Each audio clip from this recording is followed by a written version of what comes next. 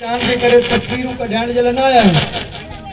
हे तव्हांजे मोहब्बत मेलाप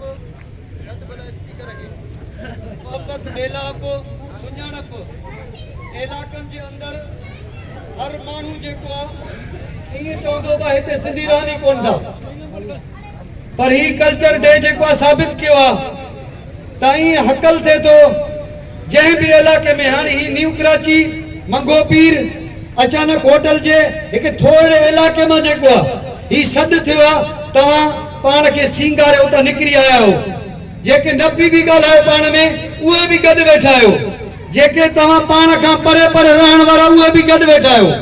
ताओ कामरेड मानो एकड़ो गुजारिश अपील के तवा के इन कल्चर डे के सिर्फ असा टोपी अजरक ही मल्हाइण काफी न, बल्कि असा मोहब्बत करण भी सिखूं, पाण में एको करण भी सिखूं, पाण में गड थियण भी, इज्तिमाई आवाज ॾियण ऐं वठण भी सिखूं, तालीम जी तरफ तवज्जो ॾियूं, रोज़गार जी तरफ तवज्जो ॾियूं, पराए नौकरी का बेहतर त तव्हां पंहिंजा नंढा नंढा कारोबार भी कयो, तव्हां ज़िंदगीअ खे कुछ चेंज कयो। रुगो सुबुह जो आखिरी होटल ते वेहण न, पंहिंजे ज़िंदगीअ खे चेंज भी कयो। जदीद दौर आहे, हे कल्चर ही सोनो।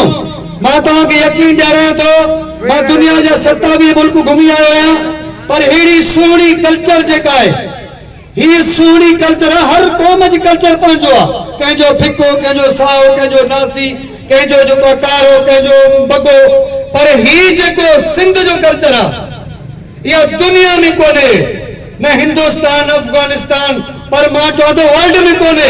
रंगा रंगी पटापटी ऐं उन खां पोइ सुहिणा माण्हू सिंध जा शापर वटे सोना थी पटका बधी ॾाढो पाण खे सुहिणो करे पंहिंजे अचो था, पर इन सां गॾु गॾु मुते थियण जे तरफ़ वञो।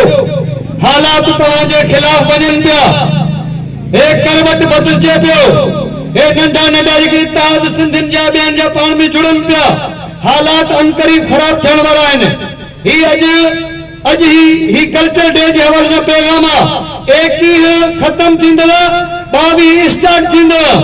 हे जेको तव्हांजो सिस्टम कामरेडी लॾो जेको ख़त्म थी चुको आहे माण्हू जे नज़र में, त उहो जनम उन जो वरी ॿीहर अचणो आहे।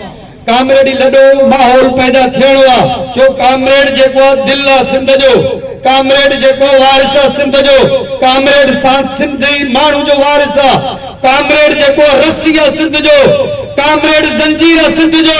तंहिंजे करे जेके कामरेड दोस्त आयो एक्टिव थियो, वक्त अचे थो वरी सॾ ॾियण लाइ तमाम मसइलनि ते तवज्जो ॾियो।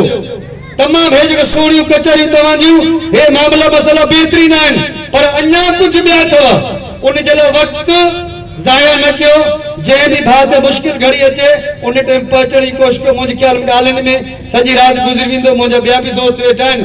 उन जे करे मां शाह साहब जो मिड़ी अक्सर हिकिड़ो शाइर चवंदो आहियां ऐं उहो तव्हांजे आॾो पेश कंदुमि, जेका हौसला ॾियण लाइ चए त सूर्य माणी सोभ खे, सूर्य माणी सोभ खे त दिल जा वहम मिसार, हण भाला विड़ भाकुरे आदि ढाल मडार, मथा ते इख्तरात मार मतारो ते।